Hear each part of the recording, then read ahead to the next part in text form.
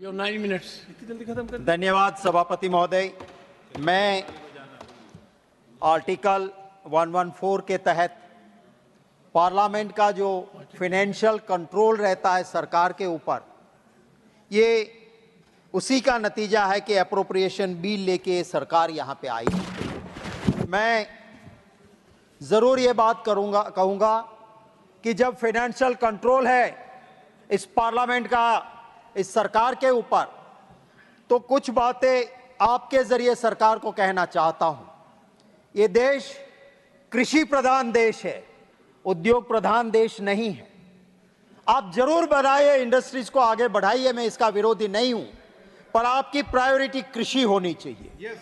आप जीएसटी उन किसानों के उस ट्रैक्टर पे, उन बीज पे, उन दवाई पे, उन साधनों पे लगाते हो, और दूसरी ओर आप प्लेटिनम पे कस्टम कम करते हो। प्लेटिनम पहनने वाले कितने लोग हैं?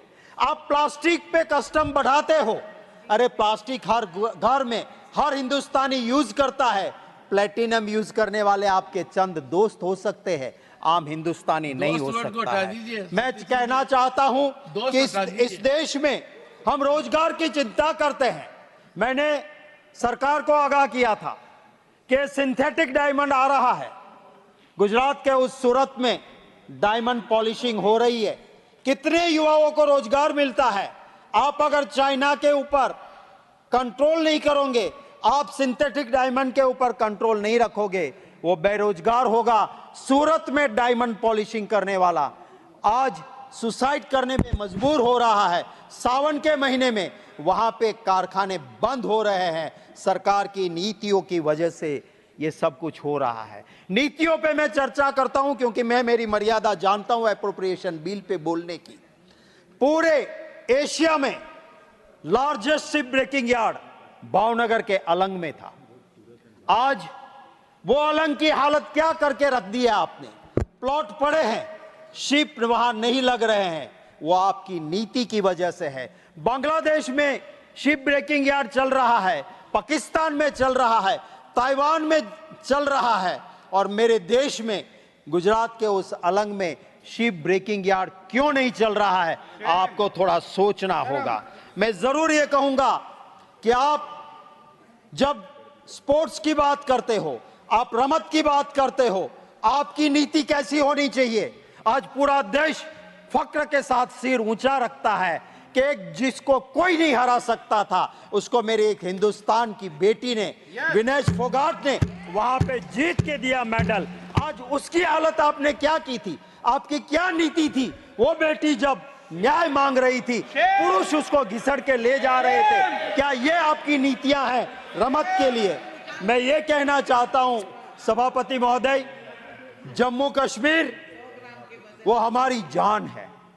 देश की आजादी के बाद वो जवाहरलाल नेहरू जी थे, वो सरदार वल्लभ भाई पटेल थे, जिन्होंने जम्मू कश्मीर को हमारे देश के साथ जोड़ के रखा।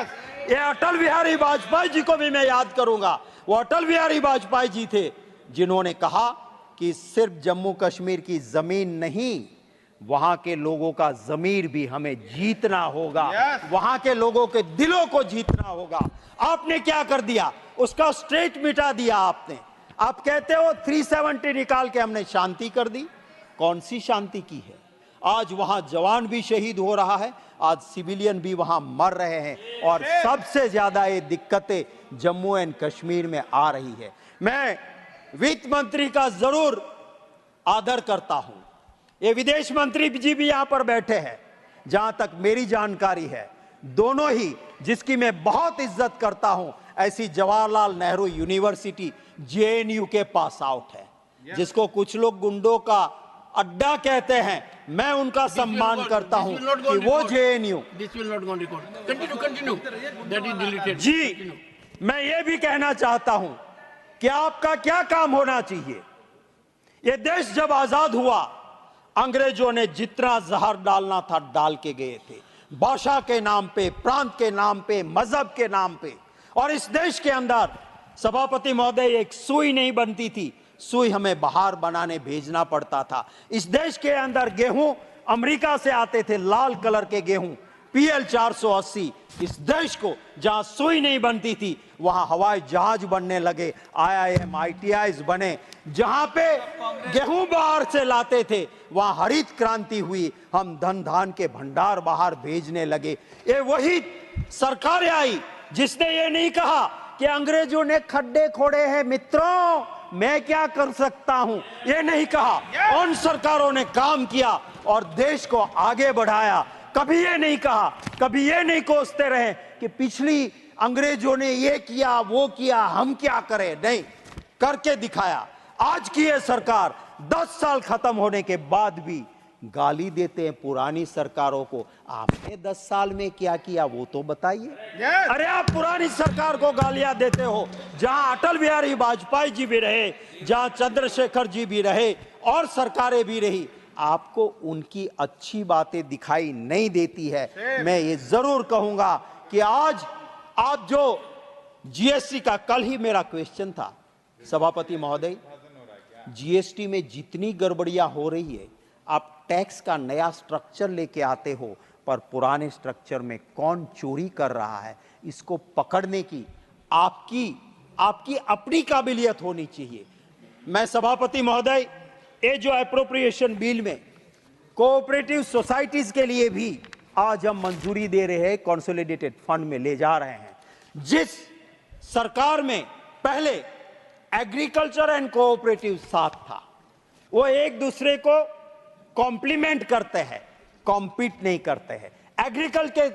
एग्रीकल्चर के साथ कोऑपरेटिव सोसाइटीज था, आज होम के साथ, क्या डंडा चलाना है कोऑपरेटिव में? होम के साथ कोऑपरेटिव्स क्यों हो रहा है? और ये क्या हो रहा है? जब बैंकिंग रेगुलेशन एक्ट कहता है कि 8 साल से ज्यादा कोई डायरेक्टर नहीं रह सकता है, मुझे दुख है कहते हुए कि अहमदाबाद डिस्ट्रिक्ट कोऑपरेटिव बैंक में 14-15 साल से चुनाव ही नहीं हुआ है, जहां पहले इस देश के अभी बैठे हुए गृह मंत्री, सहकार मंत्री उसी बैंक के चेयरमैन हुआ करते थे। 15 साल तक चुनाव नहीं होता है, कहीं देखा है आपने? वही डायरेक्टर जाते हैं। बैंकिंग रेगुलेशन एक्ट का आप क्या कर रहे हो? सच्चाई तो यह है कि अमूल जैसी, जिसने इस देश को एक बहुत बड़ा नाम दिया विदेशों में भी, जो अमूल है, वहां का चेयरमैन क्योंकि आपकी पार्टी का नहीं था, आप तोड़ के ले जाके वॉशिंग मशीन में डाल के उसको आपका बनाते हो। क्या ये कोऑपरेटिव्स का काम है?